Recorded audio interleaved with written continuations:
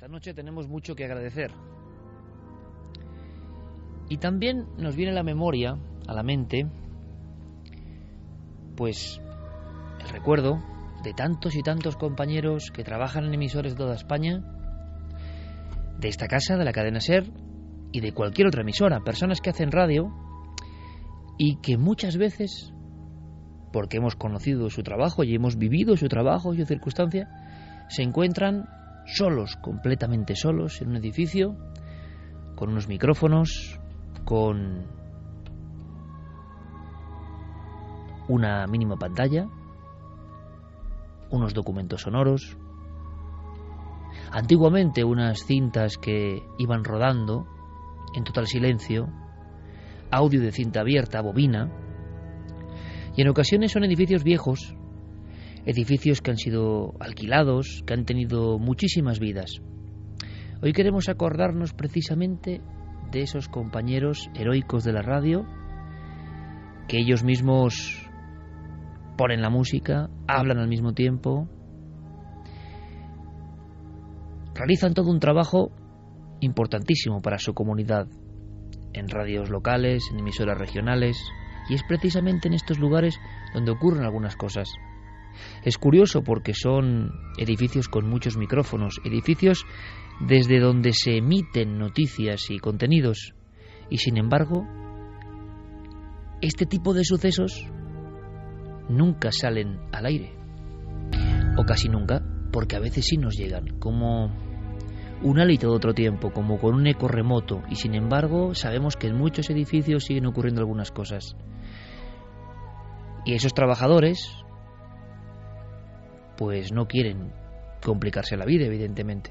¿Quién les va a creer? A mí un día, hace no mucho tiempo, me contaron la historia, bueno, sí, hace mucho tiempo, que es lo peor, me contaron la historia de una emisora en la que pude trabajar, y que era como muy gráfica la experiencia. Era tan gráfica que es nuestro pequeño homenaje, que luego continuará con un caso yo creo que bastante impresionante. Fue la primera vez en mi vida que pude observar el escenario de los hechos donde aquello había ocurrido. Era una emisora que no era local, que estaba en pleno corazón de Madrid, pero una emisora, podíamos decir, sí, un poco venida menos. Y entonces aquellos pasillos que en otro tiempo estuvieron llenos de vibración periodística, de agitación por el teletipo, entonces se hablaba de teletipos. Aún repiqueteaban en mi época las máquinas de escribir y no los ordenadores. Y había una historia que se contaba solo micrófono adentro, que nunca salió a la luz. Era muy rotunda. Se quedaba ya un compañero solo, haciendo de técnico y de locutor al mismo tiempo. Y entonces había un cambio de turno, evidentemente. Todo ocurría con total normalidad. La madrugada, la capital de España y esa emisora un poco venida menos, luchando por ser interesante para sus oyentes. Los dos viejos compañeros, conocidos de muchos años, el apretón de manos, te deseo suerte, hasta mañana. Se cierra la puerta y aquel hombre continúa con su programación, unas cuantas palabras, un poco de música, la noche y a veces algún ruido. Y a veces una voz que parece de alguien mayor, en el pasillo. Este hombre, este profesional de la radio, como tantos otros que estarán escuchándonos incluso esta noche, sé que nos escuchan hasta de otras emisoras, mientras trabajan, hacen todo lo posible, se lo agradecemos. Él llega a abrir la puerta del estudio y a asomarse a ese largo pasillo por el que tantas veces he ido caminando a hacer mi propio programa de radio. Y ahí no había nadie. Unas cuantas noches después, el mismo ritual, más o menos esta hora, y una voz perfectamente audible, sabiendo que uno está solo en el edificio, que le llama por su nombre, pero es una voz muy ronca, y le llama Emilio. Claro, eso inquieta a la persona, pero ¿a quién se lo va a contar? De pronto el hombre que está obligado, y es su profesión y su gusto realmente, a contar las cosas al exterior, tiene que hacer un poco de cárcel de sí mismo. ¿Quién le va a creer? Y un día, ese compañero le dice algo que le hiela la sangre. Es un hombre serio, un hombre veterano, está próximo a la jubilación. de pocas palabras, parco. Pero aquel día está preocupado y le dice: oye, Emilio, ¿sigue tu madre enferma o le pasa algo? Y entonces este hombre responde: mi madre. Sí, la señora que estaba ahí en la sala de espera. Imaginamos la angustia de este locutor. ¿A qué te refieres? ¿De quién estás hablando? Ah, perdona, pensé que era tu madre, claro que había venido, la vi con una cara tan enfermiza, me preocupó incluso. Me extrañó que no me saludara, que simplemente me mirara con dos ojos azules muy intensos. Evidentemente Emilio pensó de inmediato que ni él ni su madre tenían ojos azules intensos. Ahí estaba una mujer, enlutada, encorvada. Él la había visto durante unos instantes, física perfectamente, por dónde había entrado, por dónde había salido. Poco tiempo después cuentan los más veteranos que Emilio, el locutor, abandonó la casa. Y siempre con un gran terror, e incluso hablando con un puesto que se hizo en aquellos años. El encargado, el portero, la persona que vigilaba ese inmueble, repito, en pleno corazón de Madrid. Hay quien cuenta que la última zona de ese edificio realmente tuvo la vivienda, el hogar de una persona, de una anciana. Cuenta la historia, quién sabe si real o no, que aquella anciana de ojos azules intensos un día se precipitó por la ventana. Accidente, suicidio, nunca se supo. Se quedó como eso, una de tantas leyendas de radio. Cuando uno indaga un poco, se da cuenta de que en diferentes puntos de nuestro país, aunque sea un material muy difícil de rescatar, resulta que hay compañeros que dicen que han vivido cosas muy similares.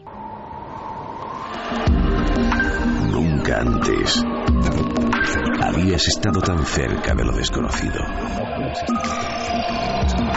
Milenio 3. Cadena SER. 1:39, y es que es nuestro pequeño homenaje a la radio, la pequeña gran radio, la que se construye todos los días y todas las noches, y a veces, repito, por personas solas en edificios. De eso nos va a hablar, por ejemplo, nuestra compañera Clara Tahoces. Buenas noches. Muy buenas noches. Iker. Nos preparamos ya para tu documento del archivo lleno, repleto de historias. Yo creo que nos vamos a sobrecoger. También ocurrió en Madrid. Sí.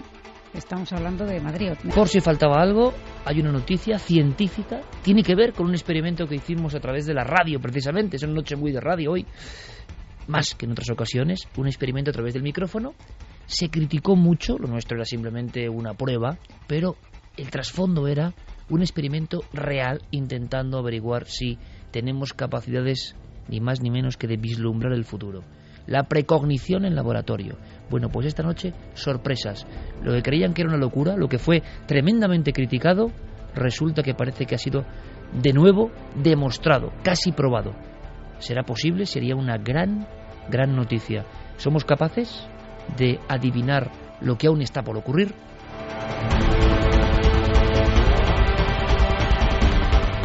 Y como bien decía Carmen, realmente nosotros lo primero que tenemos que hacer es dar las gracias. Carmen y yo concretamente acabamos de emerger, llevamos 3 días debajo de la tierra, rodando esas queridas y maravillosas cuevas que sabéis que nos emocionan, en este caso en la cornisa cantábrica, unas cuevas llenas de secretos, de misterios, de magia, haciendo probaturas que os aseguro que darán mucho que hablar, por lo menos a los interesados en nuestros temas. He traído una historia del archivo de Clara Tahoces porque expresa perfectamente la sensación que pueden tener estas personas algunas noches y también el dilema, ¿no?, de cómo contarlo. Está ocurriendo, ocurre casi cada noche, es algo evidente, pero ¿cómo contarlo? Claro, así empieza esta historia. Es una emisora no antigua, es plenos años 90, si no me equivoco. Sí, entre los años 96 y 97. Estamos hablando de Madrid. Y estamos hablando de un edificio pues con cierta solera o cierta antigüedad y que, bueno, pues ese edificio de día sabemos perfectamente, y precisamente nosotros los que estamos sentados aquí por la noche lo sabemos mejor aún, que un edificio donde se trabaja especialmente en asuntos de emisión, de radio, de día y de noche son como si fueran dos edificios completamente diferentes. Sin ir más lejos, los pasillos de la cadena SER, cuando entras aquí por la noche, en fin, esto que está todo en penumbra, no se ve igual que cuando vienes de día para hacer cualquier otra gestión, en donde hay demasiado ruido, demasiado bullicio, demasiadas personas, como para fijarte, salvo que suceda algo muy estrambótico, en que allí puede pasar algo extraño, ¿no? Y esto es precisamente lo que nos contaba Maite, la protagonista de esta historia, una compañera locutora, en este caso de programa musical. Y bueno, pues ella estaba trabajando en el turno de día y pues, todo bien, todo normal. No advertía nada extraño realmente, porque como decimos es difícil detectar estas cosas cuando hay demasiada gente, ¿no? Y demasiado bullicio. La historia surge cuando precisamente el compañero que hacía el turno de noche en los fines de semana, porque ella trabajaba entre semana en el turno de día, y el compañero que hacía los fines de semana por la noche cae enfermo, algo que ella en principio, parece normal. Más tarde llegó a comprender por qué estaba enfermo ese compañero. Y su jefa le ofrece realizar esa sustitución, ese turno de noche los fines de semana. Bueno, en principio pues perfecto, ¿no? ¿Por qué no? Es un extra, un dinerillo extra que viene bien, y como decimos, pues además hay emisoras en las que, pues nosotros tenemos la suerte de tener a Noel, de tener ahí también a Fermín, pero bueno, hay gente que tiene que realizar esas labores todo y encima en directo, ¿no? Y estando solo.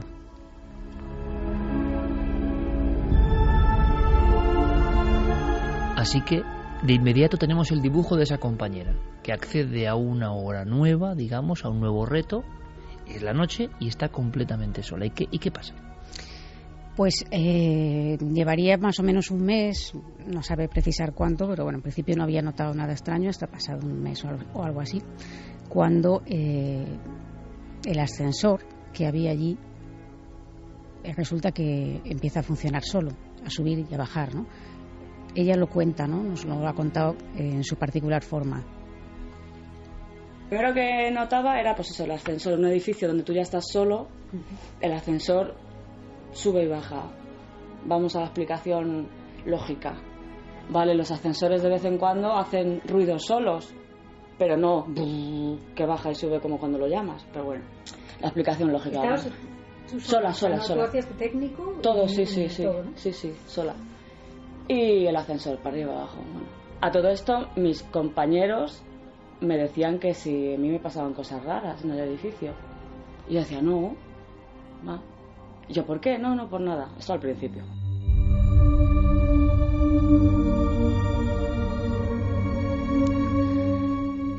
Lo cierto es que sí que le empezaron a pasar cosas, y esto es algo que ella al día de hoy todavía no se explica. ¿Por qué mantuvo ese silencio tan prolongado incluso cuando los compañeros le estaban preguntando, ¿no? Analizando un poco la historia con ella, me decía que la única explicación que se le ocurre es que tenía tanto miedo que no quería ni verbalizar algo, porque pensaba que eso podía reproducirse o suceder con todavía más, ¿no? Y sobre todo porque ella tenía que seguir yendo ahí a trabajar por la noche, y que, claro, nadie quiere... si tú tienes que hacer algo porque la tienes que hacer por narices, enfrentarse a que, pues estás en un sitio y a lo mejor te puedes marchar, pero es que estás trabajando. Esto ya es algo que son palabras mayores y encima en directo.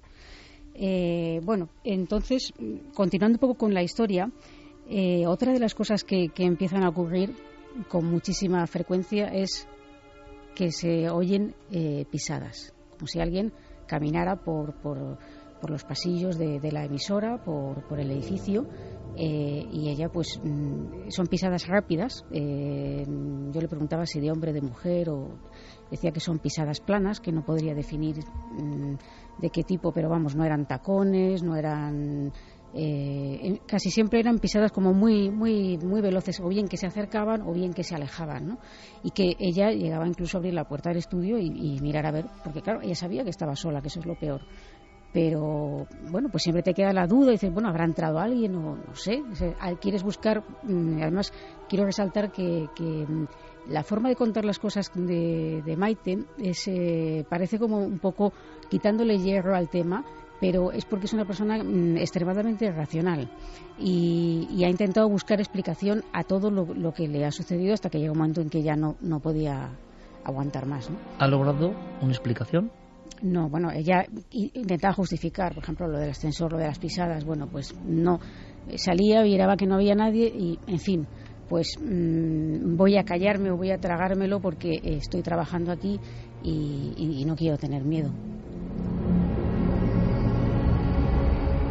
E imaginamos, y pueden pensar los oyentes, un concepto de sugestión creciente. Bueno, es posible.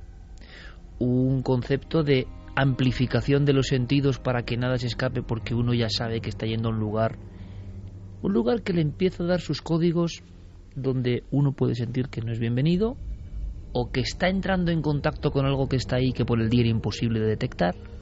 Pero lo cierto y verdad clara es que los fenómenos poco a poco van increciendo. En efecto, así sucede, ¿no? Otra de las sensaciones que tiene es que cuando está, pues imagínate cómo estás tú hablando de repente en el micrófono y la presencia, notar que hay alguien detrás de ti, esa sensación de que alguien te está vigilando, alguien te está mirando y te das la vuelta y no hay nadie, ¿no? Todo esto, cuando a ella le preguntaban que si le sucedía algo, ella lo negaba por puro instinto de supervivencia. Con el tiempo ella va viendo lo que sucede a sus compañeros y empieza a investigar un poco qué es porque dice, bueno, a mí ¿por qué me preguntas esto? A mí no me pasa nada, pero tú ¿por qué me lo preguntas? O sea, una especie de código de silencio, y ese código se va rompiendo y se va dando cuenta de que lo que le sucede a ella no solo le sucede a ella, porque ella tenía la duda, a ver, en un momento determinado decir, me voy a volver loca. Me lo decía así, ¿no? Y claro, cuando ve que a compañeros, diferentes compañeros, incluso me decía que solamente recuerda a un compañero en el que no le pasaba nada. Y empieza a comprobar esto, pues llega un momento en que realmente le cuesta muchísimo trabajo ir a trabajar. Clara lo está contando muy bien. Las luchas internas de la persona que en su propio lugar de trabajo empieza a ver unas cosas que no encajan y empieza, como decíamos, la propia cárcel interior.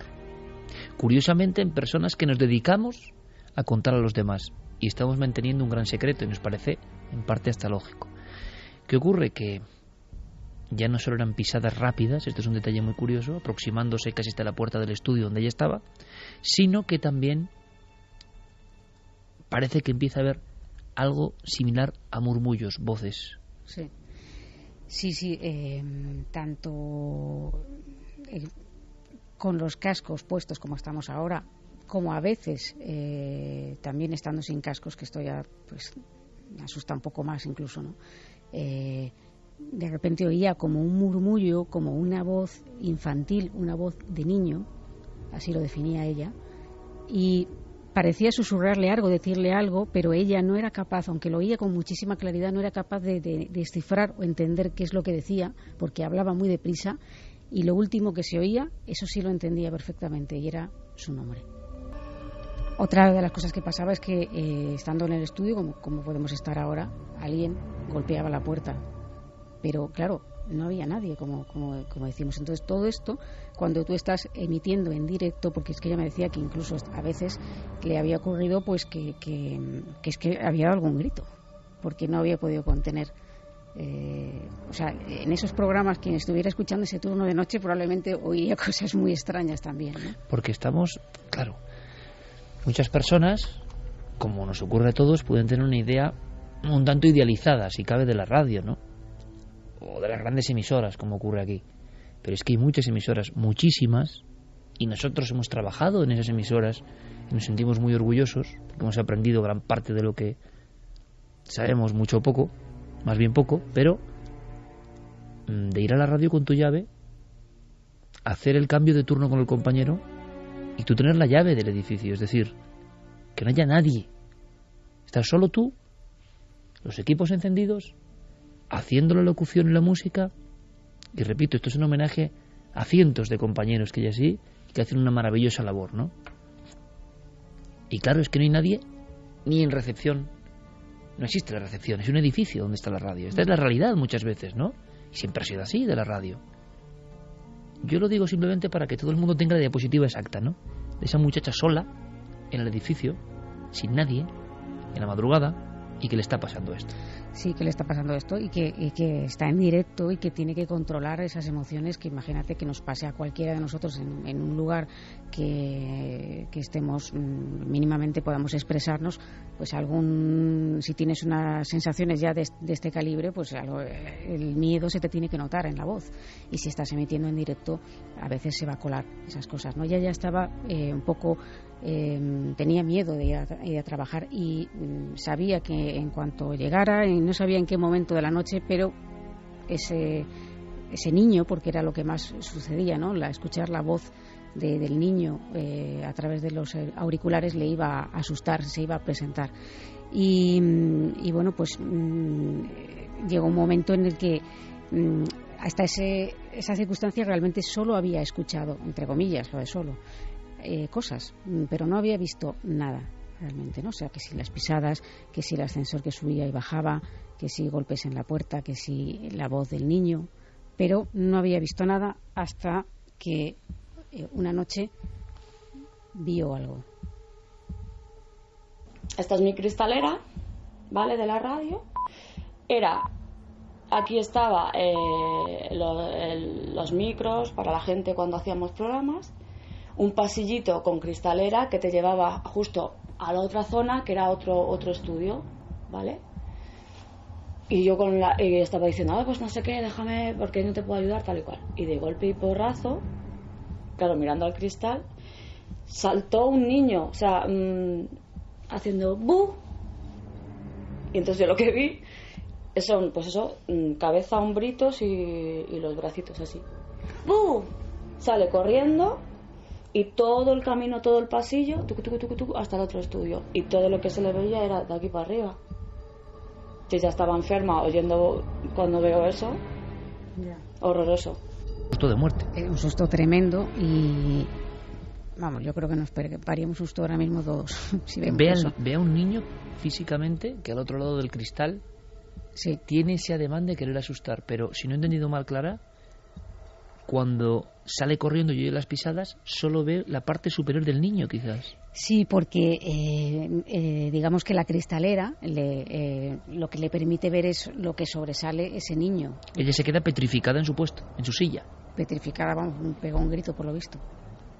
Y todo esto, pues, estamos hablando en un contexto en el que ella llega un momento en que intenta, es decir, bueno, si yo no puedo controlar esto, voy a intentar, a ver si no me entiende, a intentar hablar incluso mentalmente con el niño, o con lo que sea que es, porque ella tampoco sabía muy bien lo que era, para que me deje, porque ella tenía, por una parte, miedo a estar volviéndose loca. Es que me estoy imaginando a esa muchacha joven, en ese momento. En ese momento, sí.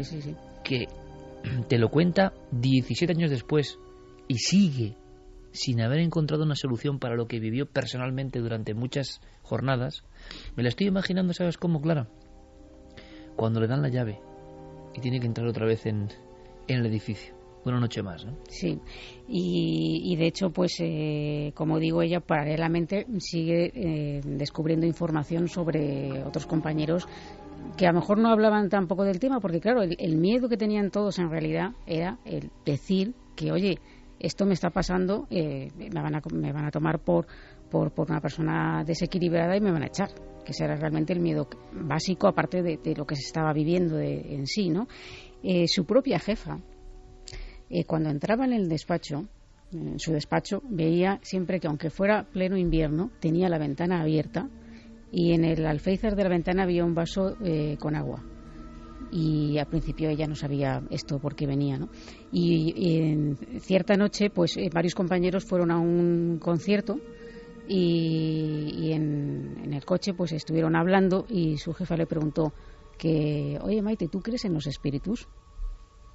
y de ahí esta conversación parece que derivó en un poco tabú, pero ella pudo conocer el motivo por el que su jefa colocaba ese vaso de agua y dejaba la ventana abierta. Y es que alguien le había dicho que esa era la forma de que los espíritus no entraran en los edificios.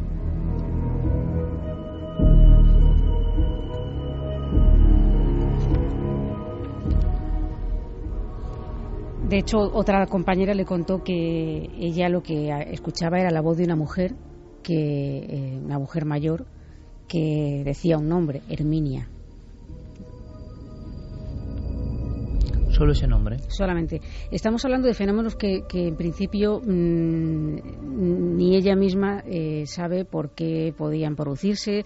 Claro, yo quise un poco indagar en la historia del edificio, pero la historia es confusa, porque hay quien dice que se realizó una sesión de Ouija en uno de los programas como una especie de experimento, de juego.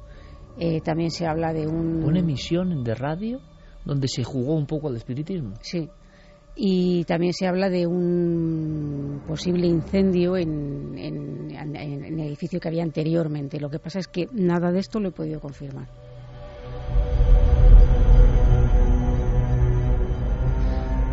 Luego, por supuesto, opinaremos y podremos escuchar los mensajes de nuestra audiencia.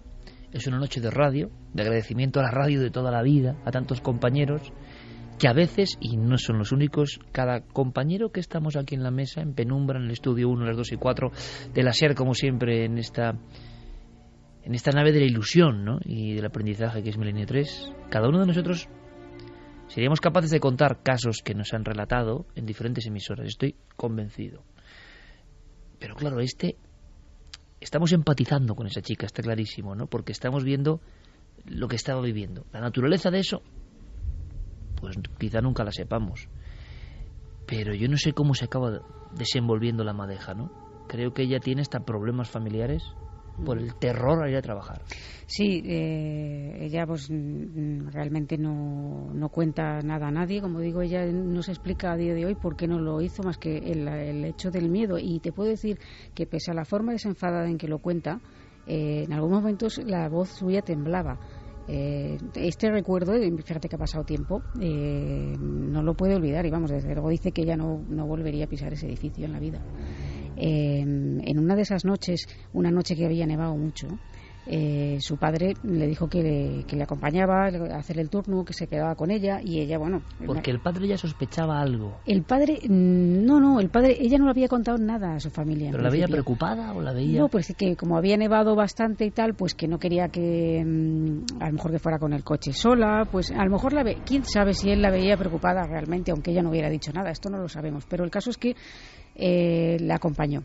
Y ella, bueno, encantada, porque todo lo que no fuera ir sola allí, pues mejor, ¿no? Está el padre y la muchacha solos en el edificio, sí, el edificio de la radio. Y en un momento de la noche, como suele pasar, el padre se ofrece para bajar al sótano, que era donde estaba la máquina de café y de chocolate y demás, y le dice que si le trae algo. Y ella, no, yo no quiero nada. Y ella pensando, sin decirle nada, joder, ve tú, pero allá con lo que te vas a encontrar. Es decir, un poco también preocupada por su propio padre, porque en el sótano era uno de esos sitios donde hacía un frío que me lo definió como frío de muerto, de esos lugares en los que entras, haces así y sale vaho, ¿no?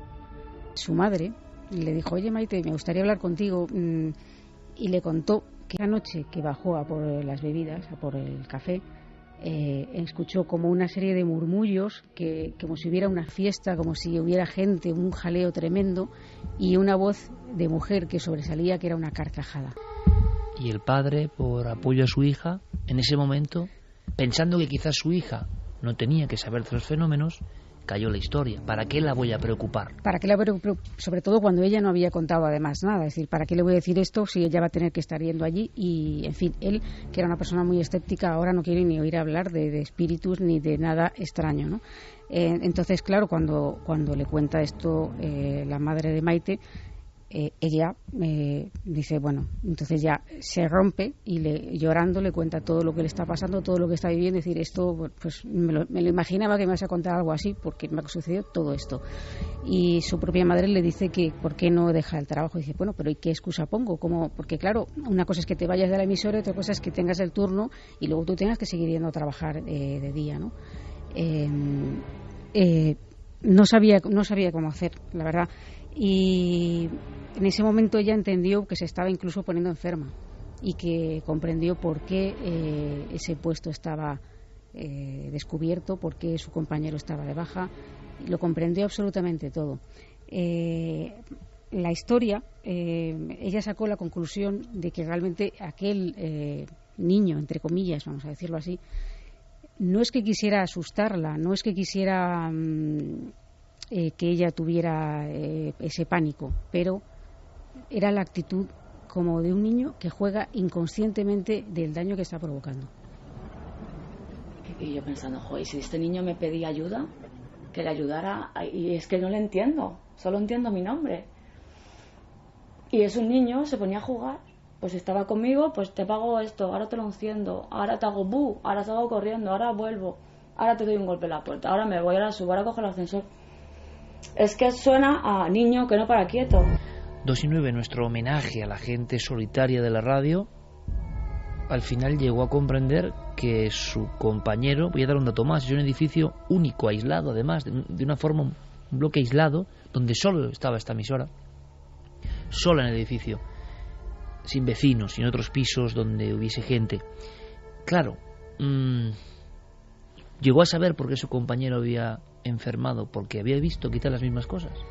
Ya dedujo que ese era el motivo, porque además ya te digo que tiempo después, incluso cuando yo pues intenté rescatar esta historia a través de una amiga común, y ella pues refrescó la memoria hablando con algunos compañeros que no querían comentar nada, pero bueno, como eran sus compañeros, y sí que pudo ver que no era la única que le estaba ocurriendo todo esto, ¿no?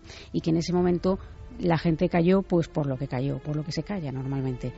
Que no obstante ella tuvo mucha suerte, porque afortunadamente le surgió otro empleo en otra emisora, y vamos, si el empleo se lo dijeron un viernes, el sábado ya no fue a trabajar.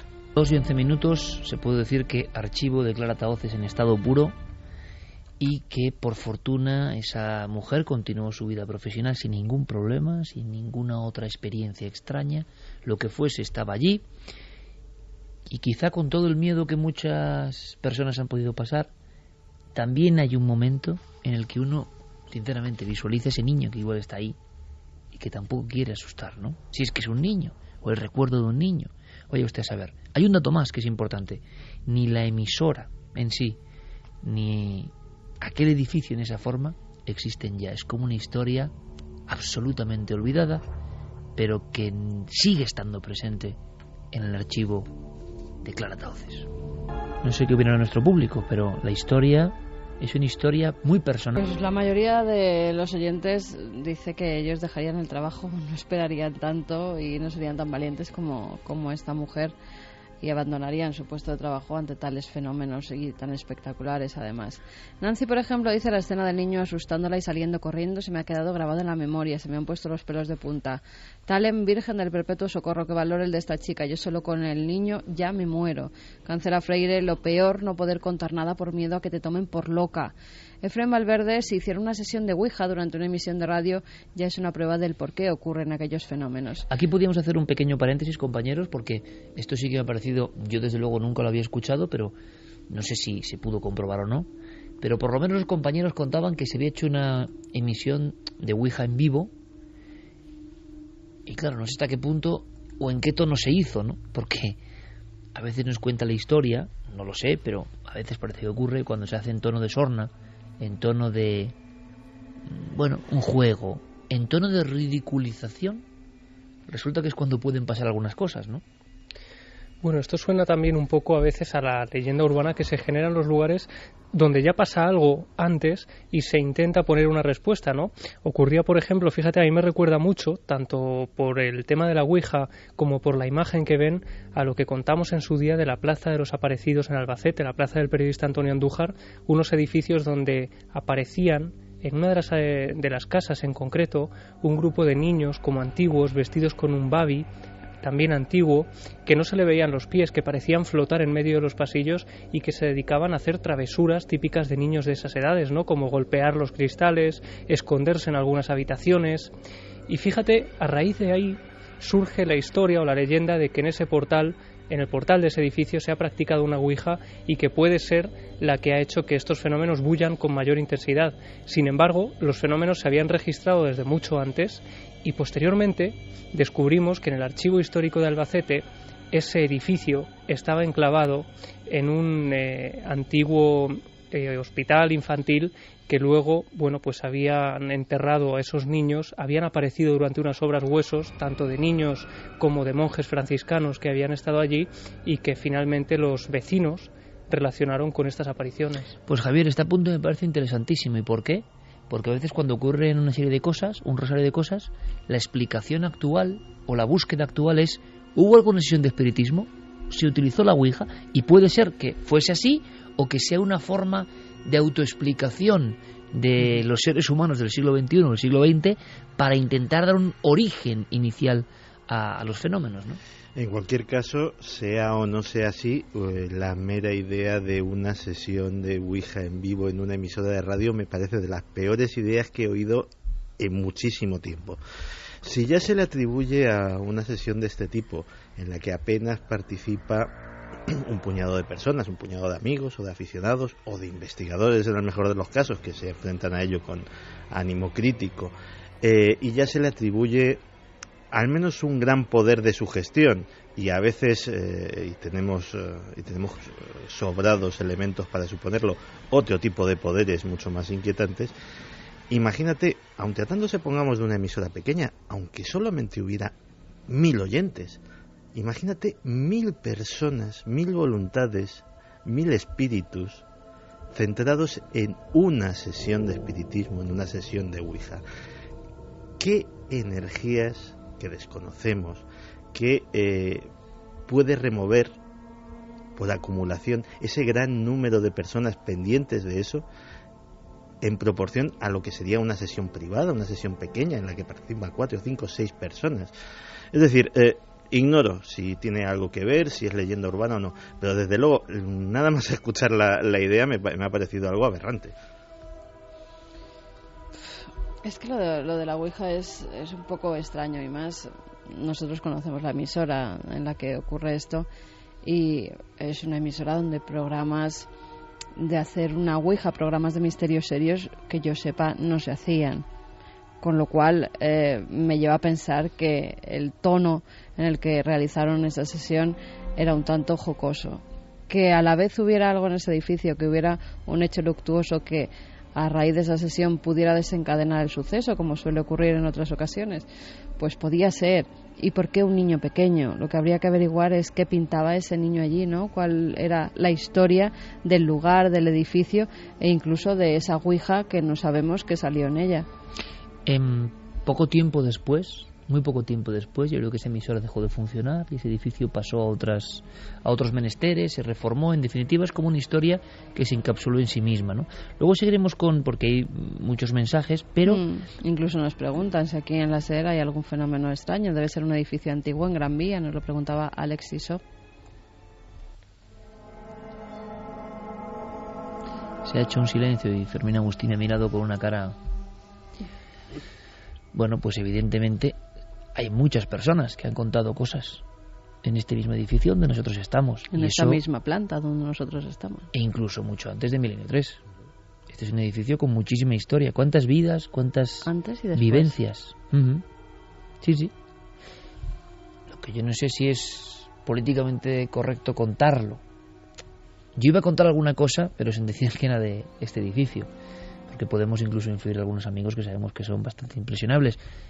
Quizá en otra ocasión, o si quiere la audiencia lo contaremos en alguna ocasión, pero si es verdad, y oye, somos investigadores y nos gusta esto, ha habido algunas personas que trabajaban en el servicio de limpieza que habían denunciado la visión de una figura en cierta parte de esta misma planta. Conocemos a compañeros que se han llevado un enorme susto porque han visto algo parecido, precisamente en la otra esquina de esta misma planta. Es decir, ¿es su gestión? Bueno, son historias de antes ruidos de nuestra llegada y de después. Unos ruidos como que mecánicos, sí. Antes de la visión, como un ruido de hierro o de muleta. Pero yo no iría mucho más allá. Lo dejamos así. Es una historia que se cuenta y uno piensa, ¿nosotros la hemos vivido? No, sinceramente nosotros no la hemos vivido. Pero hay compañeros en la noche que la han vivido, personas que están aquí que la han vivido. Bueno, lo que sí es verdad, y es muy hábil nuestro oyente, como no, es que este es un edificio con mucha historia, con mucho trajín. Aunque aquí nadie está solo. Bueno, no, él no lo sé si se queda casi solo. Pero no bueno, lo aguanta, peor lo lleva Yeray. Sí, peor lo lleva Yeray.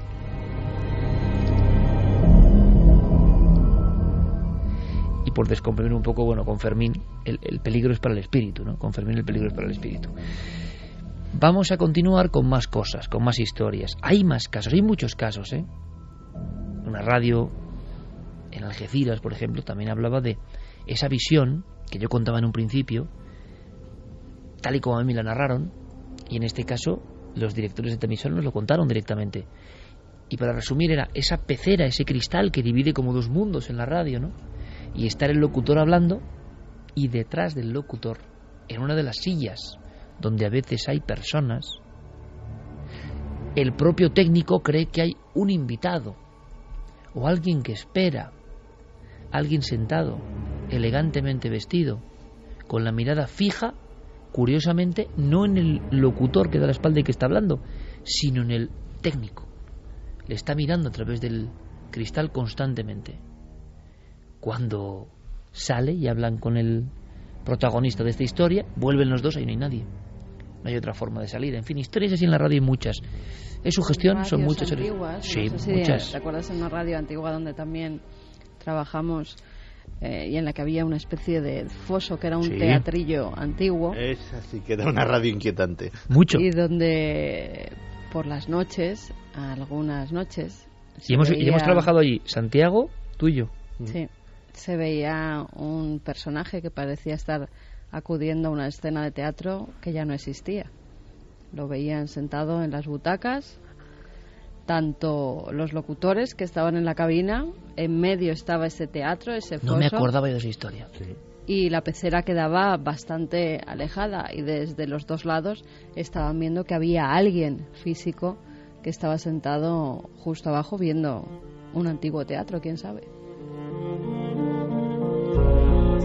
Nuestro homenaje a la radio. Podíamos añadir algo más con compañeros de otras emisoras.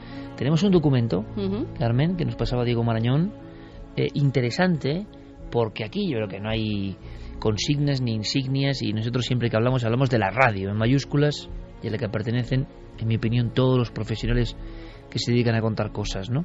Y en otra emisora compañera pues también ocurrieron cosas. En este caso era ya la rueda Rato de emisoras, ya antigua, ¿no? En aquel tiempo. Exactamente, la Radio Rato. Pepe Fernández era el exdirector regional de Radio Rato en Sevilla y contaba una historia cuando se cumplían los 20 años, el 20 aniversario de un supuesto fantasma que, como en el caso que contaba Clara, había un lugar especial donde el frío era intenso, de nuevo era un frío de muerto. La cadena Rato estaba ubicada en la calle Miguel de Mañara, justo frente al Archivo de Indias y por detrás, digamos, de la Cámara de Comercio. Un edificio muy alto, muy estrecho, y cuando yo llego me cuentan que allí existe un espíritu, que es el fantasma al que todo el mundo le llamaba Miguel. Y yo preguntaba, ¿pero por qué se llama Miguel? No, es el espíritu de Miguel de Mañara.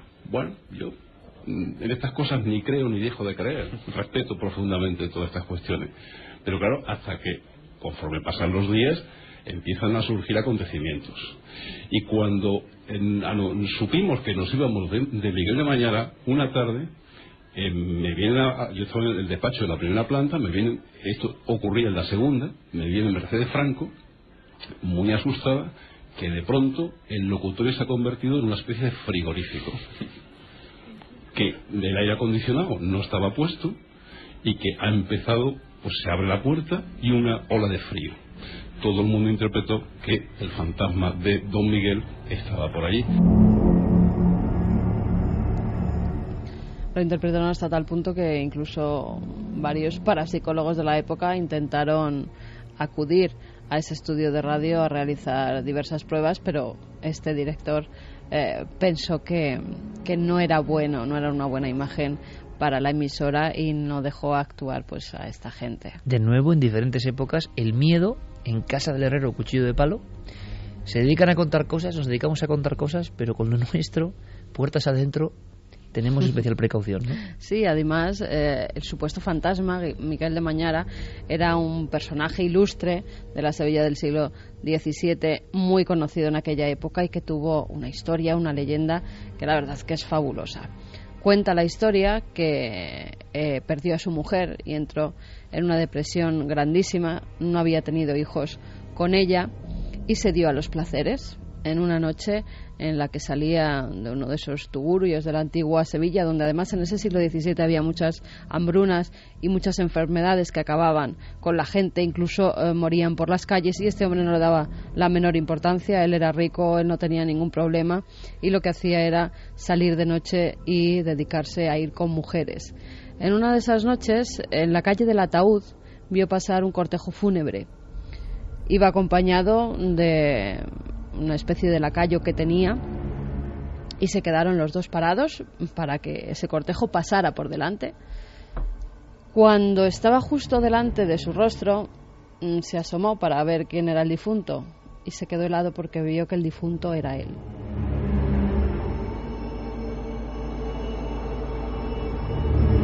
Desde entonces su vida cambió para siempre, porque ese cortejo fúnebre no llevaba a nadie alrededor, solo era el carruaje con él en el ataúd metido. No tenía amigos, no tenía gente que le quisiera.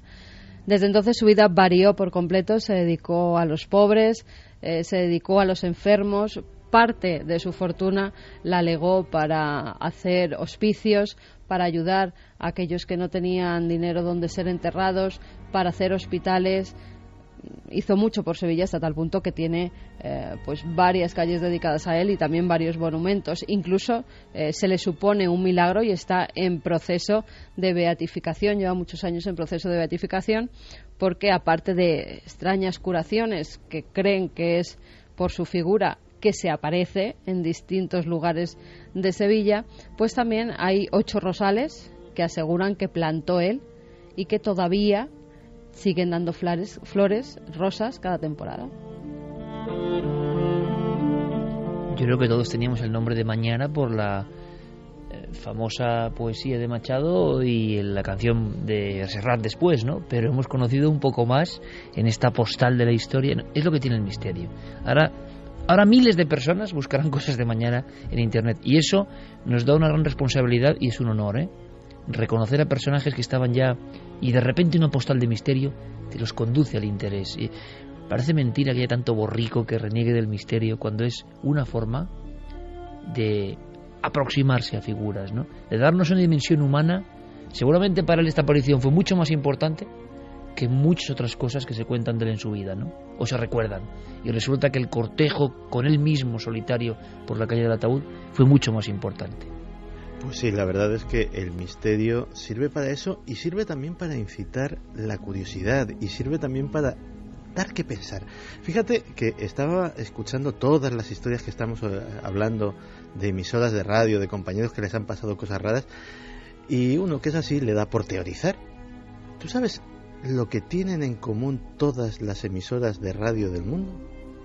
Una antena. Sobre nuestras cabezas hay una antena enorme que emite ondas electromagnéticas con montones de vatios de potencia. ¿Te imaginas que algo pudiera utilizar parte de esa energía para manifestarse? Es una teoría, como otra cualquiera. Es una teoría ilógica, seguramente errada, fuera de cualquier raciocinio, pero a mí me ha encantado.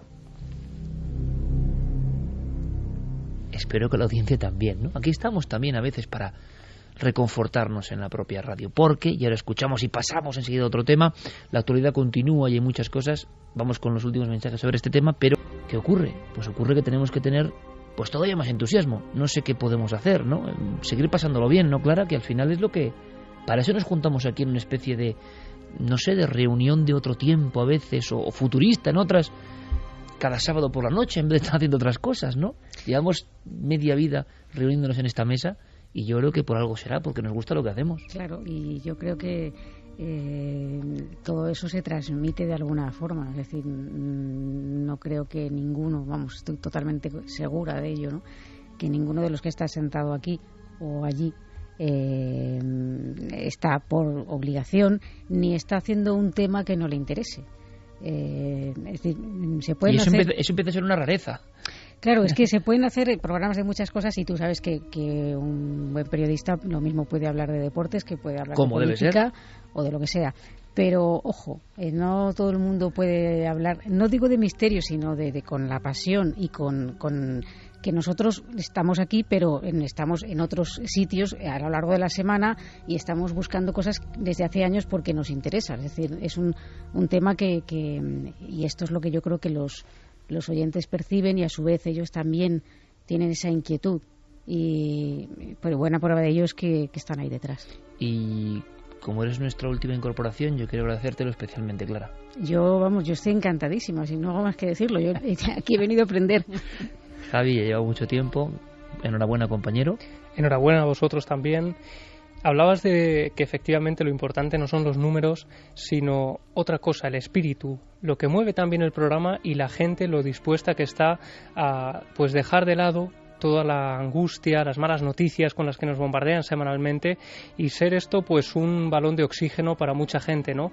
Y darse cuenta, Iker, de que de repente estamos favoreciendo que la gente retome el interés por los libros, por la historia, por cosas que parecían ya olvidadas con la tecnología y que sin embargo nos damos cuenta de que cuando por ejemplo se habla de un libro en el programa se convierte en uno de los más buscados en las librerías de viejo, o que lugares determinados que conectamos con ellos o que contamos su historia pues de repente se convierten en los más visitados, ¿no? Y la gente tiene ese interés de ir un paso más allá y hacer también de investigadores. Yo creo que eso es lo bonito, que no es una audiencia cualquiera, que es una audiencia que se emociona, que se motiva y que en el fondo pues es un poco la esperanza también ahora mismo en este panorama tan tremendo, ¿no? A todos los compañeros, a Noel, a Guillermo, a Diego, a Yeray, a todos los compañeros de producción, a Fermín, por supuesto a todos, porque todos somos una auténtica familia. Y lo que ha dicho Javi es muy importante, es que estamos también dando las gracias porque sabemos cómo sois y además tenéis muchas herramientas para demostrar cómo sois. Y la fidelidad y el afecto, oye, estando de acuerdo y estando en desacuerdo, cuidado, y criticando y aprobando, y gustándote más un programa, gustándote menos otros, y eso es lo de menos. Lo importante es que entre todos, y este es mi mensaje, hemos construido algo a lo que igual daremos valor dentro de un tiempo, cuando ya seamos mucho más mayores y esto quizá ya no exista, ¿no? Y entonces cobre ese valor que el día a día te impide ser consciente. Yo todavía, Carmen, yo no soy consciente de lo que hacemos muy bien, ni en la tele ni en la radio. Me sorprende mucho. Ahora mismo hemos estado en Cantabria y en cualquier pequeño pueblo, porque tengo que decirlo, vamos con nuestro querido amigo maestro Enrique de Vicente, con el doctor Gaona, y la gente les abrazaba en los pueblos. Yo preguntando por un camino y tú decías, hombre, esto bueno, ha habido una es visión muy bonito, que hay que ¿no? contar en este viaje, porque nos perdimos por un pueblo de Cantabria y entonces Enrique, que es muy dispuesto, bajándose en marcha, muy en su plan. Gaona y yo con los GPS intentando poner la dirección exacta, y él en pleno coche en marcha se baja, ahí hay una casa, me voy yo a preguntar. Ya le vemos que va disparado, digo, le va a atacar un perro, ya verás. Y cuando vemos que sale pues un chico de esa casa como diciendo, un intruso se ha metido en mi vivienda. Casa aislada totalmente, en mitad del bosque. Sí, pues, y un intruso que va y se mete casi en su vivienda. Y de repente vemos como hay unas primeras palabras y al segundo están abrazándose. con Enrique, y Enrique señalando a nuestro coche y diciendo, no, es que están allí, está Iker y Carmen y Gaona, que están allí todos. Y venirse el chico a indicarnos perfectamente dónde era y aparte hacernos una foto. Ese cariño de la gente y el susto que se tuvo que llevar el pobre, porque encontrarte de repente a Enrique de Vicente en tu casa sin tú esperarlo. Estás en tu jardín con un seto y el otro lado está Enrique de Vicente, hola. En fin, yo creo que también son bonitos los momentos de vivirlo claro juntos, sí. ¿no? Carmen, enhorabuena, ¿eh? Muchísimas gracias. A lo mejor tenemos un premio para los oyentes y dentro de poco salimos a celebrarlo todos juntos. ¿Qué me dices? Me estás diciendo que, Fermín, me decías que era el 31, seguro. 30-31, no tengo muy claro, de mayo. 31 de mayo, sábado. Pero hay que confirmarlo. No podemos decir todavía nada. No podemos decir nada. En cuanto tengamos los datos, sí lo decimos para que hagáis vuestros Pero planes atención, y acudáis. Vamos a decir un poco en plan Antonio Josales, en homenaje. Atención, atención.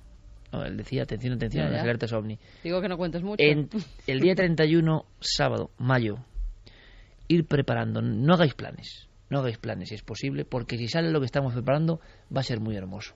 Y va a ser ya como, no sé, un fin de fiesta maravilloso, ¿no? Casi de temporada. Casi otro fin de temporada, y yo creo que va a ser bonito. ¿A cielo abierto? Pues posiblemente, ojalá. Luego iremos con... Bueno, dime algún mensaje, porque me pide paso Diego Marañón, porque hay una noticia que nos interesa a todos, muy de reflexión, por cierto. Neil Van Garrett dice, la historia de Miguel el fantasma da para una buena película. Yo me imagino la del tipo Tim Burton en sus buenos años. Beatriz dice, ¿por qué las emisoras de radio, estos entes buscan dar a conocer sus historias a través de los que hablan por el micrófono? Especial K dice, lo que no puedo entender es que la visión sea tan física que se confunda con una persona. Rosa Alamo, está claro que hay otro mundo invisible en el nuestro. Lo conspiranoia, no sé si será así, pero siempre asocio las presencias infantiles con algo maligno. Nada nos baja tanto la guardia. Miguel Delgado, gracias por este programa dedicado a los que participamos en radios locales. Muy identificado con el testimonio. Miguel, cuéntanoslo. Por favor, tomaremos buena nota. Luego continuamos, hay muchísimas personas interviniendo en las redes sociales, ya sabéis, en Facebook, en Twitter, Nave del Misterio, con nuestro compañero Guillermo León. Ahora pide paso Diego. 2:38, interesante lo que viene a continuación, ¿eh? Cambiamos el tercio radicalmente. Hay experimentos de vanguardia. Nosotros recibimos, como tantos otros en 2010, una noticia que luego se diluyó, como siempre, sobre un trabajo en laboratorio que hablaba de que el cerebro humano podía anticiparse al futuro. Ni más ni menos. Que lo que llamamos precognición podía ser una realidad probada. Y una noche en el 2010, en fin, nos gustan estas locuras y estas cosas, hicimos exactamente esto. Viajemos en el tiempo, no el futuro, sino el pasado. 2010, una noche, Milenio 3, una de tantas, y ocurría en vivo esto. Bueno, pues vamos a poner una música, un fondo musical. Noel Calero, nuestro compañero, Carlos Largo y Fermín Agustí, que también han actuado en este proceso como notarios de lo que va a ocurrir, sin trampa ni cartón. Hacemos, por tanto, la experiencia, y habíamos hablado, Carmen, de transmitir. Tenemos aquí, fíjate la carta, y habíamos pensado en un minuto, más o menos, estar concentrándonos en ella, ¿no? Vamos a escuchar esta música calmada que nos permita dejar todo de lado.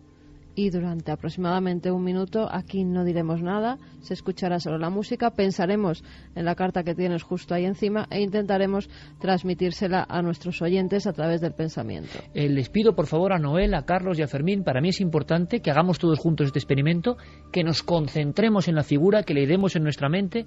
Comienza el experimento en vivo en Milenio 3. Y ahora es Noel con una simple subida de regleta del sonido. También es la magia de la radio, ¿no? Con la misma sintonía, une el pasado y une el ahora. Yo ahora estoy en el 2014. Diego Marañón, compañero, buenas noches. Muy buenas noches, Iker, a todos. Enhorabuena, compañero. Muchas gracias, igualmente para todos. ¿Cómo salió aquel experimento que hicimos de intento de transmisión telepática? Mucha gente a favor, mucha gente en contra, estáis locos, lo de siempre. ¿Pero cómo salió? Pues era la 1:40 del 12 de diciembre de 2010. A esa hora, todos vosotros pensabais en una carta Zener. Todo el mundo sabe lo que es. Es una carta que tiene uno de esos 5 símbolos, círculo, cruz, ondas, cuadrado y estrella, y la gente intentaba votar a través de ikerjimenez.com qué carta era esa que todo el mundo estaba pensando ahí en la mesa. Bueno, los resultados fueron que la carta que vosotros elegisteis, que era el círculo, fue la segunda opción más votada. Obtuvo un 21,6% de los votos de la gente. La primera opción fueron las líneas onduladas, un 30,8%, y el resto de porcentajes se repartieron entre las 3 opciones restantes, Iker. ¿Y el resultado significa algo? o simplemente se queda ahí como una cuestión dentro de la normalidad? ¿Salió más o menos bien según los especialistas? ¿Lo analizamos en su día o no?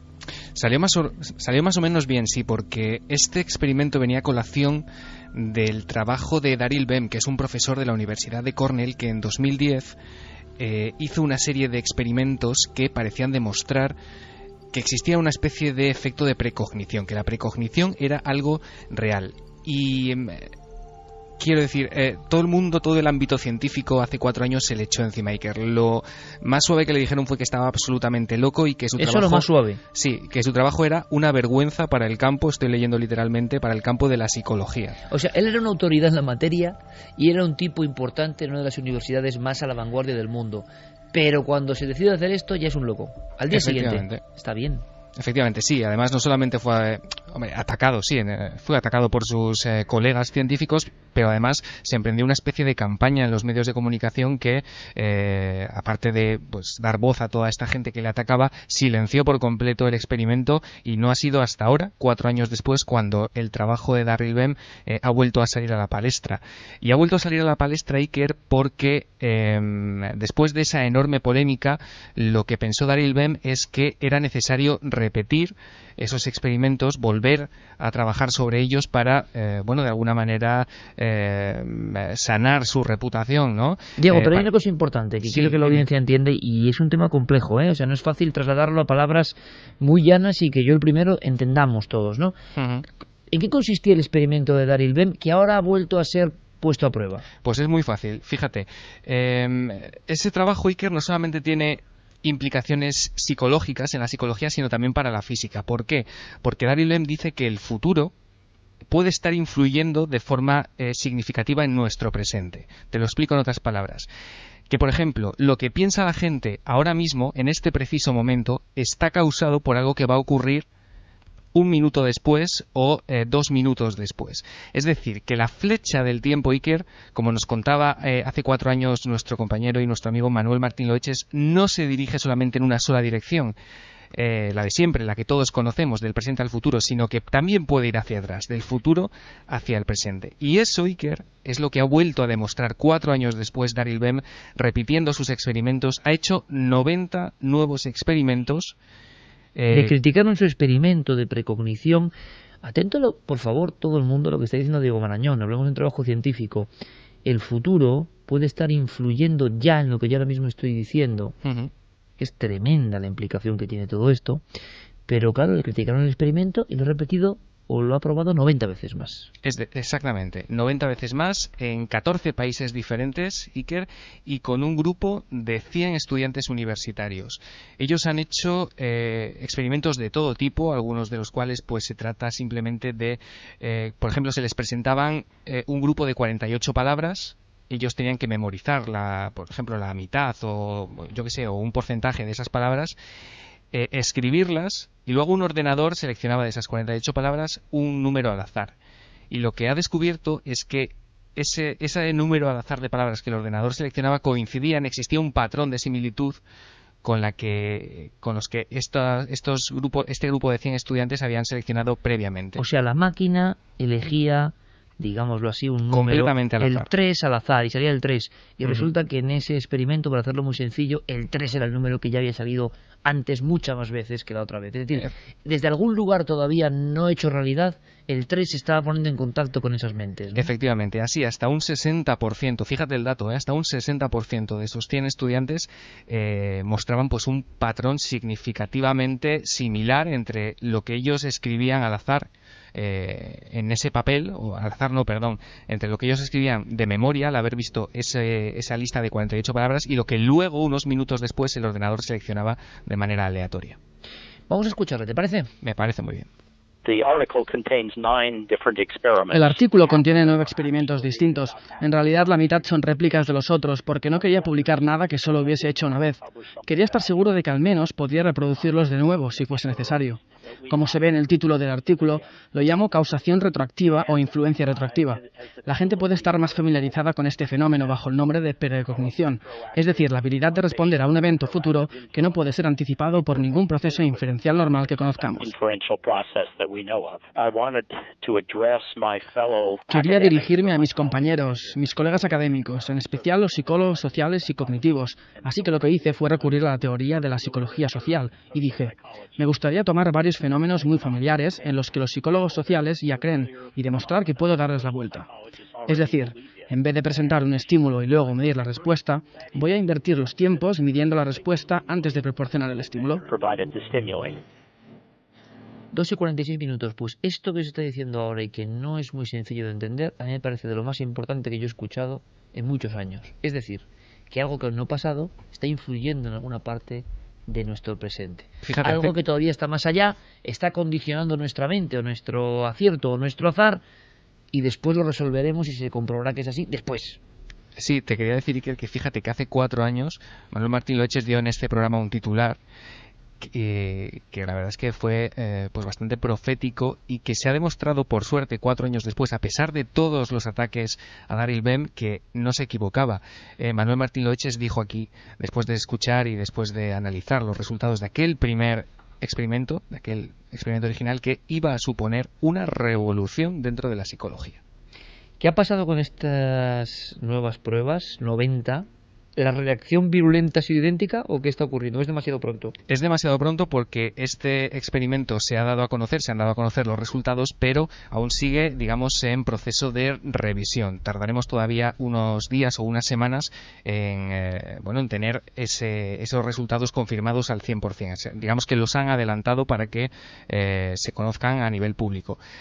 Lo que ha dicho Daryl Bem es que su experiencia trabajando con parapsicólogos es en realidad bastante mejor. Se ha dado cuenta de que los parapsicólogos en determinadas circunstancias trabajan bastante mejor que muchos profesionales de la psicología en este sentido, porque dice que se plantean cosas que los psicólogos rara vez piensan, ¿no? O se paran a pensar en ellos. E incluso dice que las revistas que publican artículos que tienen que ver con parapsicología son de las pocas que están realmente abiertas y dispuestas a publicar tanto los resultados positivos como los negativos, que él se ha dado cuenta trabajando ahora en este digamos reanálisis de su teoría, que las revistas que publican este tipo de cosas pues son más abiertas y están más dispuestas a publicar todo tipo de resultados. Diego Nañón, compañero, muchísimas gracias. Un placer. Pues mucho ojo, amigos, porque la precognición, es decir, una persona ve algo, una persona sueña con un accidente de un avión concreto, y luego se despierta y ha ocurrido. Es el mismo proceso que estamos contando ahora mismo, es decir, adelantarse o que un acontecimiento X, en este caso, claro, llevado a un laboratorio, ¿no? Unos números, unas letras, pero un acontecimiento X, algo sabe, o la realidad sabe que eso va a ocurrir, o eso desde algún punto del tiempo y el espacio está influyendo ya en algunas personas o en nuestro presente. Yo creo que se abre un abanico de posibilidades increíble. Ahora, este hombre, este científico, tiene rojo, porque cualquiera yo creo que se va del experimento después de un ataque social, ¿no?, de la propia ciencia o de los propios compañeros, que a veces es lo más terrible, sobre todo hoy en día cómo se influencia a las personas, ¿no?, y cómo se influye amedrentando de muchas formas, ¿no?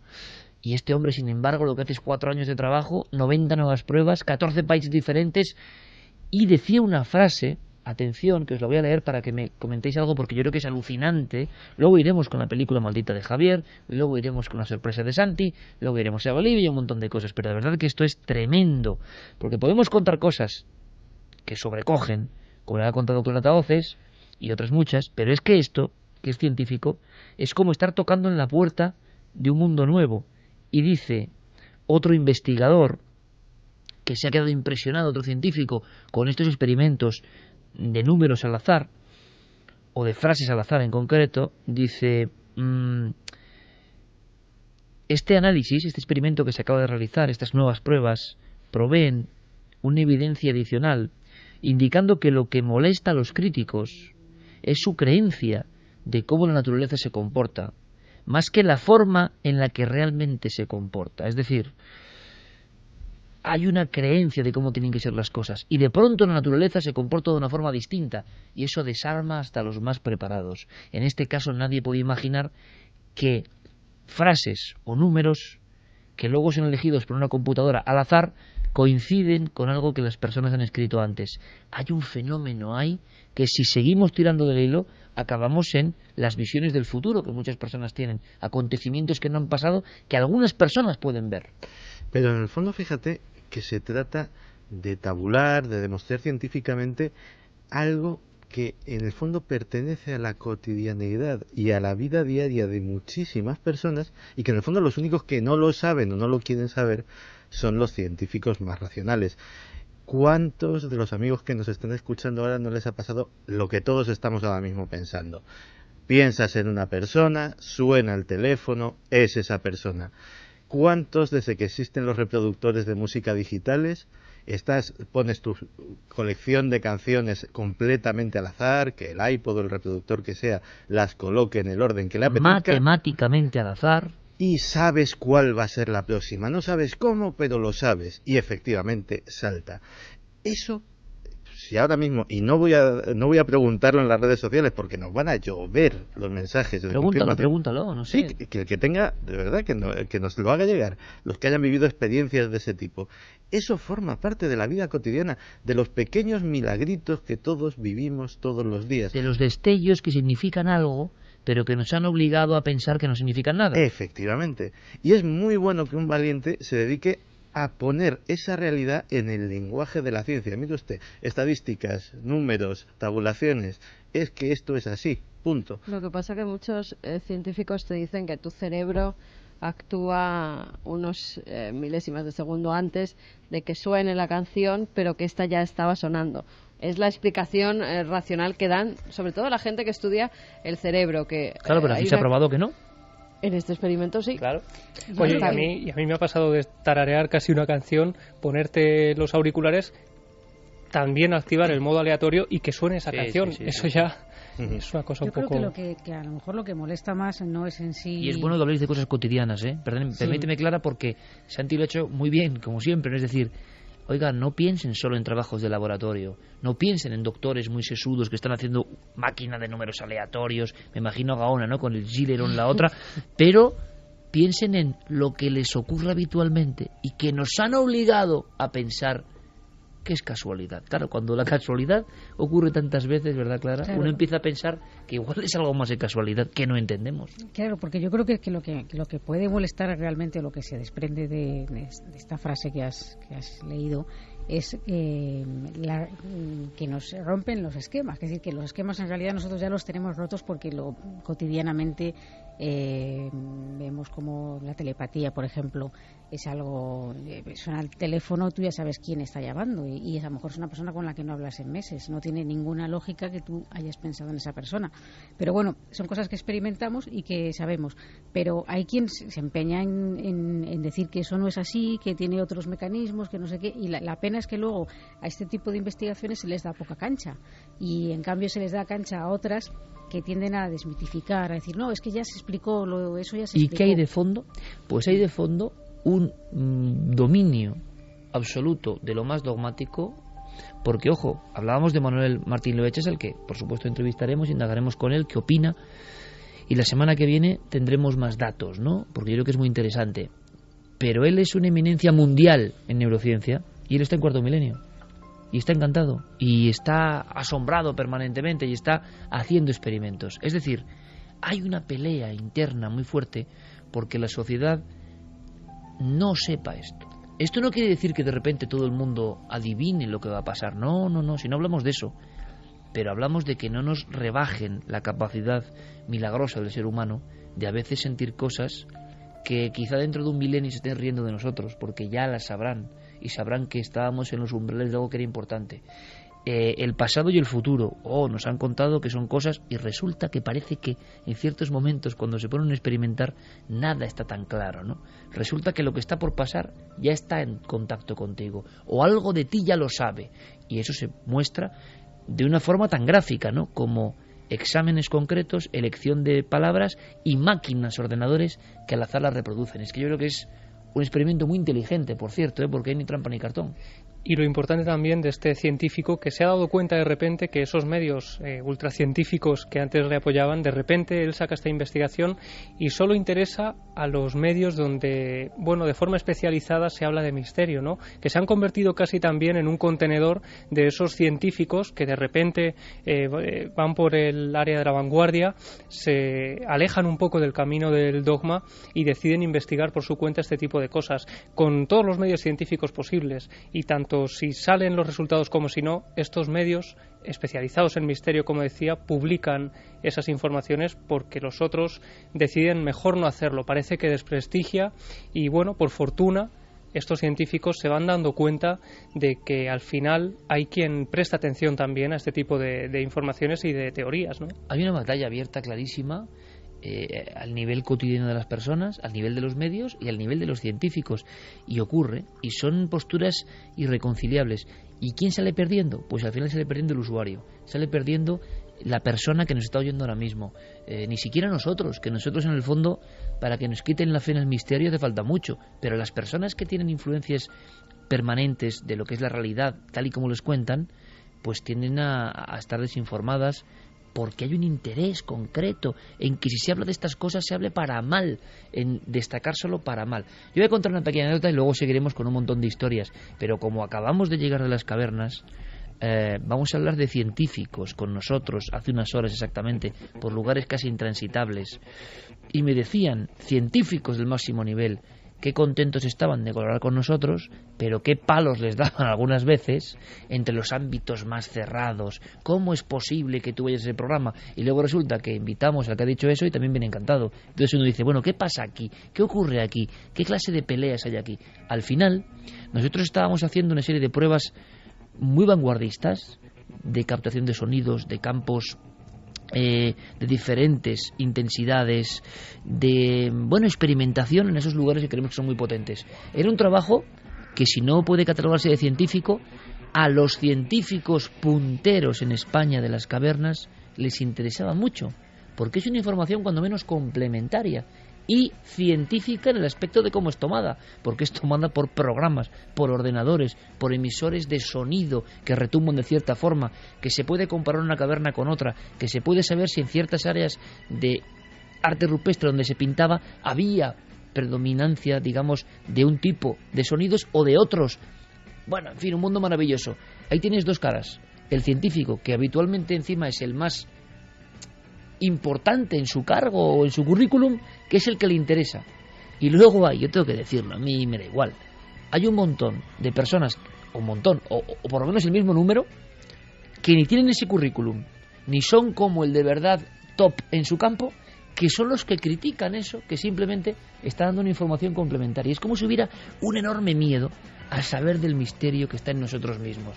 Oiga, el extraterrestre está muy bien, y el fantasma está muy bien, y lo que usted quiera, pero dentro de nosotros parece que hay una serie de cosas que nos están ocultando durante mucho tiempo, a lo largo de mucho tiempo. Hay valientes, veremos si lo de este Dr. Ben sigue para adelante. Nosotros, desde luego, le vamos a dar cobertura, le vamos a dar cancha y vamos a intentar que tengáis toda la información, empezando por la semana siguiente. Pero nos quedan muchas cosas. Nos queda una película que nos tiene aquí todo el mundo asombrado, una película de 1927. ¿Es posible que una película de 1927 tenga tantas víctimas a la espalda y tenga esta leyenda verdad? Vamos a comprobarlo. Y lo de Santi, bueno, es para que lo cuente Santi. Ahora las noticias con nuestros compañeros, toda la información, y regresamos enseguida.